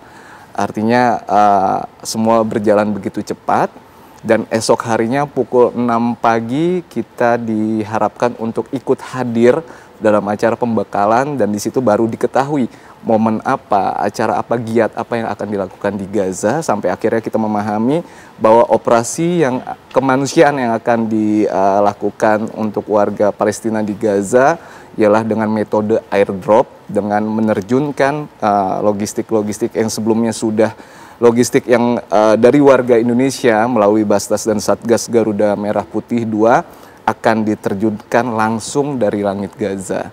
Dan ketika memang bercerita soal pesawat Hercules, boleh saya jujur itu adalah pengalaman saya sebagai jurnalis untuk menaiki sebuah pesawat Super Hercules milik TNI Angkatan Udara yang sebelumnya hanya melihat dari media atau cerita dari rekan sesama jurnalis.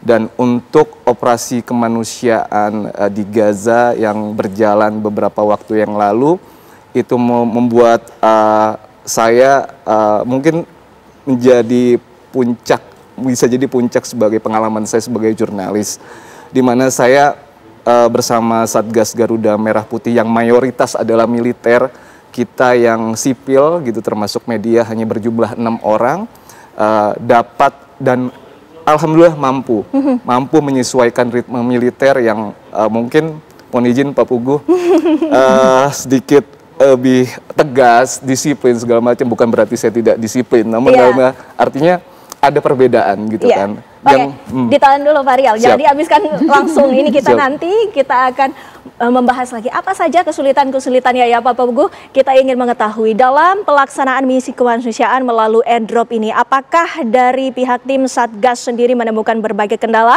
Ditahan ya Pak Puguh, usai jeda kami akan membahasnya kembali pemirsa. Kita lanjutkan perbincangan kami, pemirsa. Pak Puguh, tadi kami ingin menanyakan apa saja kendala dan juga kesulitan yang ditemui di lapangan Pak Puguh. Baik, yang pertama tentunya Mbak, kendala yang kita alami di sana adalah terkait dengan perizinan. Karena melaksanakan airdrop di daerah Gaza tentunya otorisasinya sudah bukan menggunakan otorisasi udara di kita, tapi di negara Israel. Nah, untuk mendapatkan izin itu kita sudah berkoordinasi dengan Royal Jordan Air Force itu untuk artinya mereka menginisiasi memberikan misi yang namanya Solidarity Path Operation itu untuk sebagai wadah kita untuk melaksanakan penerbangan. Izin inilah yang menjadi satu hal besar kita untuk bisa melaksanakan penerjunan di area Gaza. Itu yang pertama, Mbak. Yang kedua, tentunya yang menjadi tantangan besar buat kita adalah kita belum mengenal secara betul area yang akan kita laksanakan penerjunan, hanya diberikan titik-titik koordinat tertentu untuk kita melaksanakan penerjunan yang mana daerah tersebut tentunya seperti kita ketahui bersama area-area yang memang rawan konflik, dan tentunya di beberapa bagian pada saat kita melaksanakan penerjunan juga masih terjadi pertempuran antara dua pihak yang sedang bertikai. Nah, hal-hal yang menjadi tantangan kami adalah menyiapkan bagaimana pelaksanaan penerbangan ini berjalan dari awal sampai akhir penerjunan dengan lancar. Demikian, Mbak.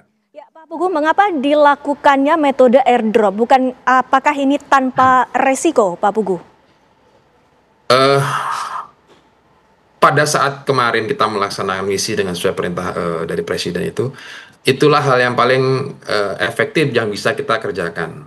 Tentunya memang banyak hal yang bisa dikerjakan untuk menyalurkan bantuan kemanusiaan seperti mungkin jalan darat, namun di saat kita melaksanakan airdrop itu beberapa jalan via darat tidak boleh masuk, sehingga tentunya semakin menimbulkan tingkat kelaparan yang cukup tinggi oleh saudara-saudara kita di Palestina. Airdrop memang kami rasa adalah satu hal yang paling efektif untuk menjangkau daerah-daerah yang memang sangat terbatasi oleh beberapa batasan-batasan negara-negara Israel yang memang tidak membolehkan warga-warga untuk berada pada daerah-daerah tertentu. Nah, dengan metode airdrop inilah kita bisa mengirim bantuan kemanusiaan ini kepada saudara-saudara kita yang memang pada saat itu membutuhkan.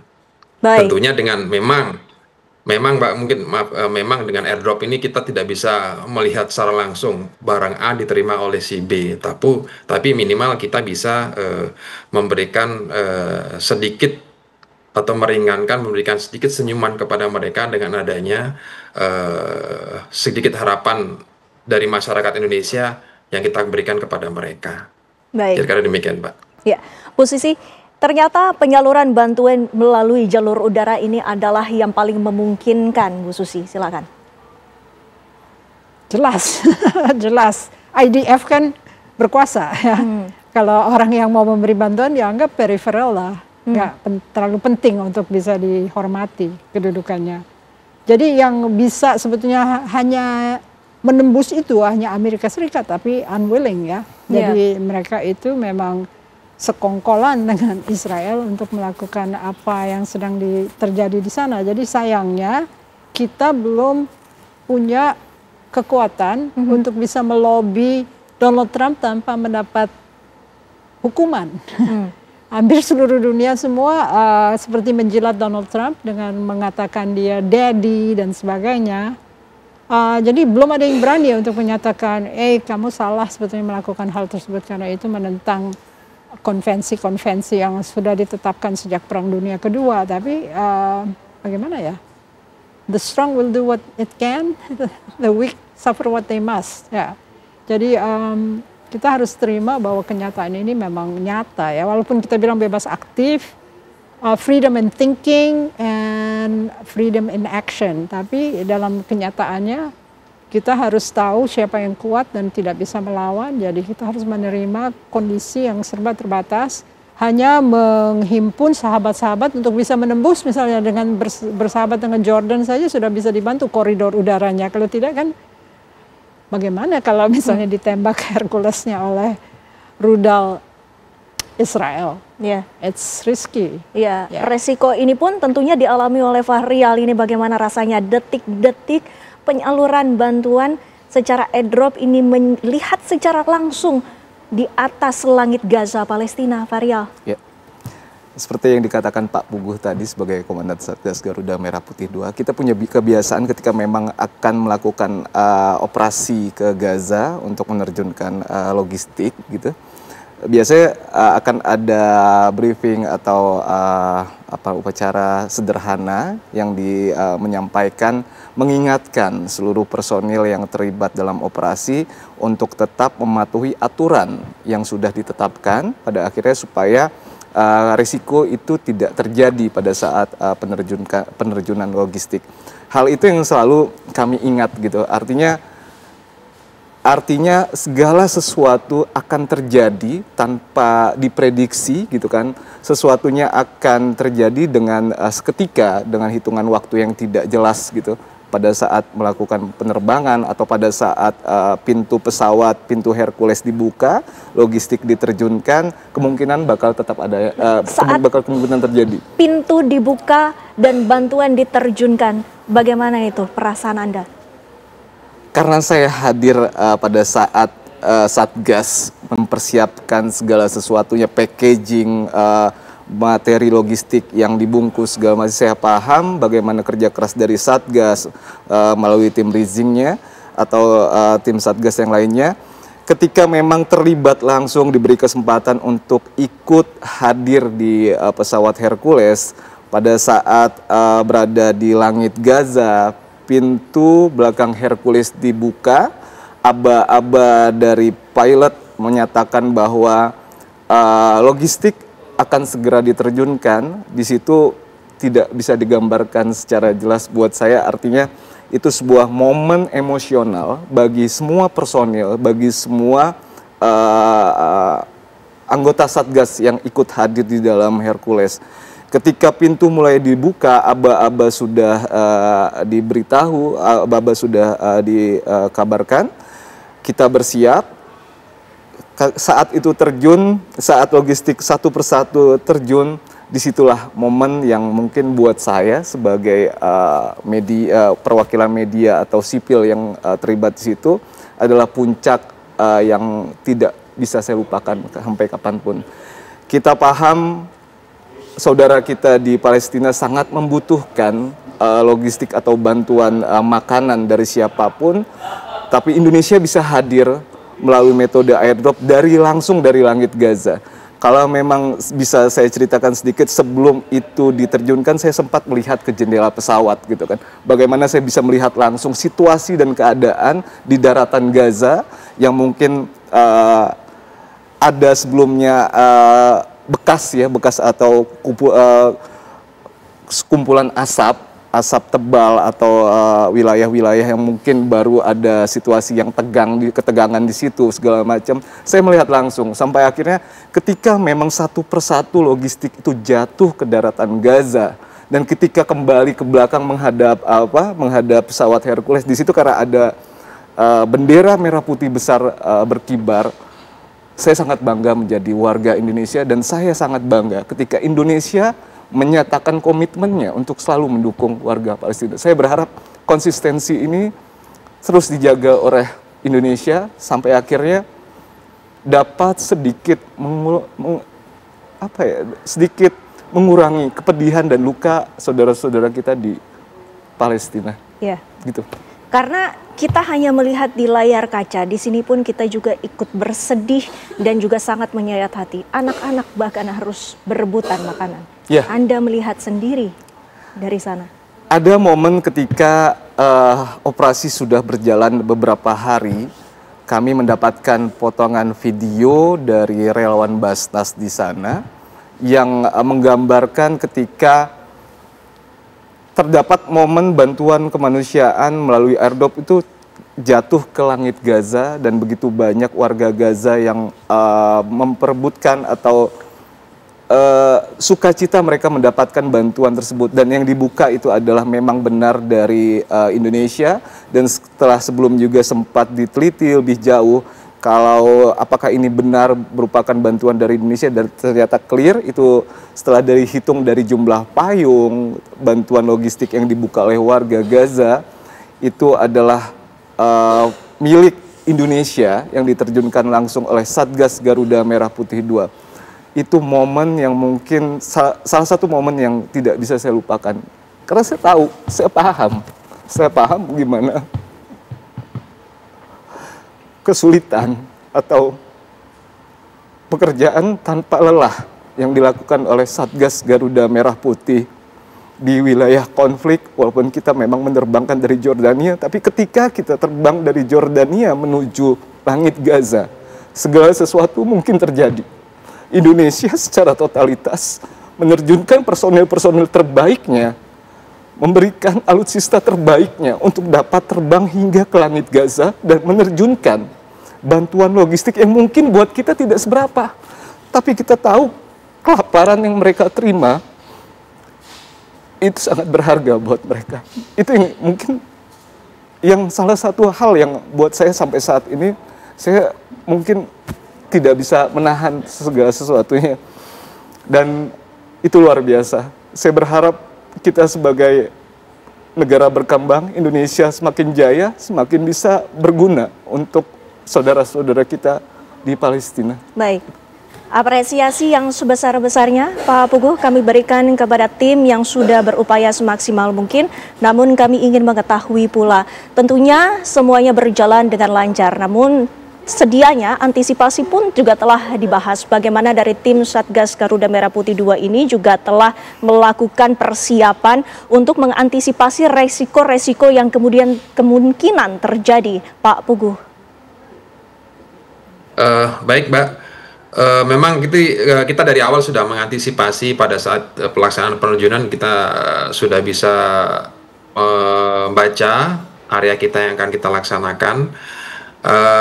Sejauh sebelum kita melaksanakan persiapan, kita sudah berkoordinasi dengan pihak Jordania Air Force terkait dengan kemungkinan atau resiko yang akan kita alami di saat kita melaksanakan penerbangan. Sesuai yang disampaikan Mas Fahrial bahwasanya kita tidak mengetahui apa yang terjadi di daerah tersebut. Untuk mengantisipasi hal tersebut, tentunya saya melaksanakan briefing kepada seluruh anggota, seluruh satgas. Kita melaksanakan sesuai dengan perintah atau prosedur yang telah diberikan oleh Jordania Air Force, karena mereka sudah meyakinkan dan memberikan semacam garansi lah bahwasanya itu memang dijamin mereka untuk aman. Beberapa prosedur juga sudah mereka laksanakan, tentunya seperti contoh bagaimana proses penerjunan yang telah mereka laksanakan, dan ini sangat memberikan rasa aman dan mungkin semacam pencegahan lah buat kita semua bahwasanya kira-kira apa yang kita laksanakan itu seluruhnya adalah aman. Demikian, Mbak. Baik, Bu Susi, perlukah Indonesia melakukan langkah-langkah yang lebih tegas lagi agar bantuan kemanusiaan ini bisa disalurkan dari berbagai jalur? Bu Susi, ditahan dulu jawabannya ya Bu Susi, kami harus jeda sejenak. Usai jeda, pemirsa, kami masih akan kembali.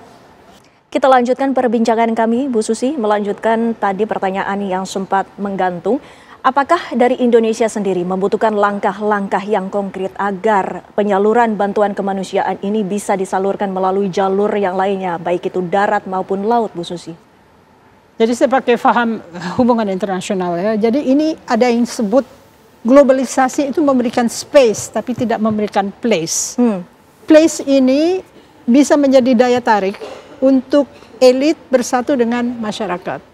Karena hanya dengan persatuan antara elit pemerintahan dengan rakyatnya, orang lain akan respectful, akan lebih respect kepada apa yang kita lakukan di tatanan internasional. Kalau kita masih belum memoros dengan rakyat dan rakyat tidak bersama, kayaknya kurang komunikasi atau kurang outreach. Dalam artian rakyat tidak bersama?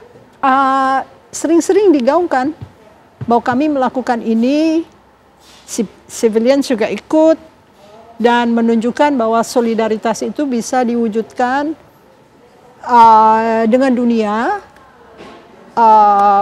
pada saat globalisasi itu agak keteteran ya, dalam artian dia memberikan space tapi dia tidak memberikan place. Nah ini satu saat di mana globalisasi itu bisa menjalankan dua-duanya. Solidaritas kepada Palestina tapi juga place untuk Indonesia menempatkan diri, tapi menempatkan diri secara wajar dalam artian dekat, domestic politics dibereskan sehingga pemerintahannya kelihatan terdukung. Nah masalahnya kan kalau diplomasi kita menjadi lemah hanya karena kita tidak di-respect, dan respect itu it's not easy. Nah, itu harus selalu di-gain, bukan dipaksa. Ya.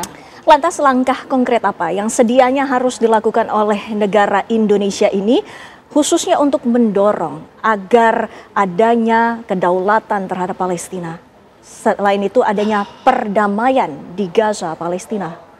You can try your best, tapi Amerika itu terlalu bebal ya. Jadi akhirnya hanya dengan kekuatan rakyat bersama-sama pemerintah, baru orang lain merespek tindakan Indonesia. Kalau tidak, kita akan seakan-akan elitnya jalan sendiri, rakyatnya kemarin diwujudkan dalam demonstrasi yang jadi terkenal di seluruh dunia, yang harusnya sebetulnya itu tidak pas untuk saat dimana kita ingin membantu rakyat Palestina yang sebetulnya harus dimerdekakan dan didukung oleh 142 votes di General Assembly ya. Jadi kayaknya miss point itu adalah pemerintah harus paham bahwa rakyatnya ini harus diajak serta. Untung ada Pak Fahrial. Ada wartawan yang ikut embedded di kalangan military untuk menunjukkan bahwa yes, globalisasi provide space, tapi it also provide place kalau dilakukan secara benar, karena itu yang lost ya. Jadi kalau pikir globalisasi, orang lupa akan tanah air, akan patriotisme. Patriotisme bisa diwujudkan dengan outreach kepada rakyat bahwa kami melakukan sesuatu yang sebetulnya manusiawi dan harus didukung oleh segenap rakyat Indonesia. Kalau tidak ya akan sulit. Termasuk upaya diplomasi, salah satunya adalah Presiden Republik Indonesia yang rencananya akan hadir dalam sidang Majelis Umum PBB yang akan diselenggarakan di New York, Amerika Serikat. Ini juga akan salah satu poin yang dibahas adalah Gaza Palestina, Bu Susi. Ya, selama kita masih ada luapan amarah dari rakyat Indonesia yang kesal dan kecewa, tentunya mereka akan melihat kita seakan-akan tidak terlalu efektif ya. Karena tidak dianggap. Bagaimana mungkin, karena aksi solidaritas di Indonesia itu sudah berkali-kali dilakukan oleh rakyat Indonesia, Bu Susi. Pidatonya, apakah pidato itu spesimen dari to build the world anew, seperti Soekarno, anti-imperialisme, anti-kolonialisme, apa cukup berani untuk menyatakan yang demikian? Ini kan masalah-masalah yang sebetulnya menarik rakyat Indonesia untuk turut serta, tapi karena tidak ada diskursus, seakan-akan ya dia usahakan secara internasional, tapi rakyatnya di mana? Baik. Nggak nyambung gitu loh ya. Ya. Kalau menurut saya. Pak Puguh, dalam penyaluran bantuan logistik di Gaza Palestina, kami memahami betul bahwa ini bukanlah sebuah tugas semata ataupun kewajiban, tetapi di situ adalah seorang prajurit yang merupakan pertama manusia melihat rakyat Gaza Palestina yang sedang menderita, Pak Puguh. Ya, sebagai seorang manusia memang kami sudah dari awal sampaikan kepada seluruh tim Satgas bahwasanya kita ini adalah representasi dari negara kita untuk memberikan bantuan kemanusiaan kepada saudara-saudara kita di Palestina. Apa yang kita bawa ini sebenarnya adalah bentuk kepedulian masyarakat Indonesia, karena apa yang kita terjunkan pun merupakan sumbangan dari masyarakat Indonesia yang melalui Basnas yang pada saat ini berada di Jordania untuk mengakomodir itu. Sehingga pertama dari kita sepakat bahwasanya ini adalah mengedepankan rasa kemanusiaan. Apapun yang terjadi terhadap misi ini pun kita tepat sepakat bahwasanya kita mengedepankan rasa kemanusiaan kita untuk menolong saudara-saudara kita di Gaza.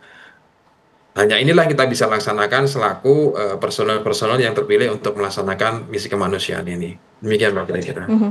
Pak Puguh, adakah harapan yang bisa dilakukan oleh Indonesia ke depannya untuk masyarakat Gaza Palestina?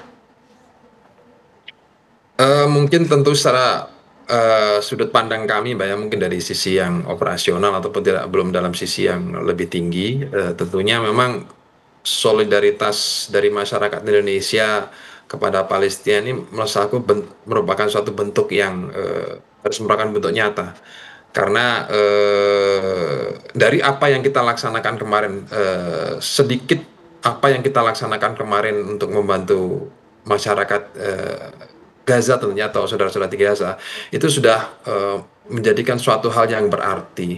Nah, harapan saya mungkin dari saya pribadi ataupun Satgas memang akan ada hal-hal semacam ini yang lebih besar, artinya mungkin bantuan-bantuan yang memang bisa disalurkan tidak hanya melalui airdrop tetapi dalam bentuk lain, mungkin dalam bentuk-bentuk yang memang seperti bantuan secara politik atau dan sebagainya, negosiasi dan sebagainya, ataupun ya tentunya yang secara nyata yang seperti kita laksanakan kemarin. Karena jujur menurut kami, teman-teman juga yang di Satgas, ini adalah suatu hal yang sangat-sangat berarti buat mereka untuk atau pada posisi saat ini. Baik. Begitu Mbak. Baik. Dan mungkin Bu Susi, kami ingin mengetahui rekomendasi apa yang bisa diberikan singkat saja kepada Indonesia agar peran dari Indonesia itu tidak lagi dipandang sebelah mata. Singkat saja Bu Susi. Diskursus mengajak patriotisme, menunjukkan kerjasama TNI dengan cita-cita rakyat Indonesia tentunya nyambung, karena itu sebetulnya kenyataan yang hampir hampa ya dalam patriotisme Indonesia saat ini, Pak Puguh. Mungkin saya anak tentara juga, jadi nggak apa-apa bilang begini ya. Ya. Oh, ya. Jadi itu aja, diskursusnya kurang untuk patriotic movement, untuk mobilisasi rakyat supaya melihat bahwa ya tentara juga melakukan sesuatu, tapi itu sesuai dengan apa yang keinginan rakyat Indonesia, itu nggak kelihatan. Kalau Indonesia secara satu keseluruhan? Harus didiskursuskan, harus rajin menelusuri pulau-pulau yang 17.000 itu. Karena itu mungkin wartawan bisa membantu, makanya embeddedness of journalists di kalangan military it's a good solution. It's a good solution. Jadi seperti perang Irak dulu kan, baik, tentara mengikut sertakan mass media untuk ikut serta dan untuk menulis dan mengabarkan apa yang sedang terjadi. Baik, terima kasih Bu Susing, terima kasih juga Pak Puguh, Pak Rial juga terima kasih sudah hadir waktunya bersama kami di Apa Kabar Indonesia Malam. Selamat malam Bapak Ibu, sehat selalu. Dan pemirsa, dialog tadi sekaligus mengakhiri informasi kita di malam hari ini di Apa Kabar Indonesia Malam. Saya Windy Wellingtonia. Dan saya Tiara Haraha. Pemirsa, sesaat lagi Anda dapat menyaksikan program Kabar Utama bersama dengan Laura Luis. Kami pamit undur diri, terima kasih. Sampai jumpa.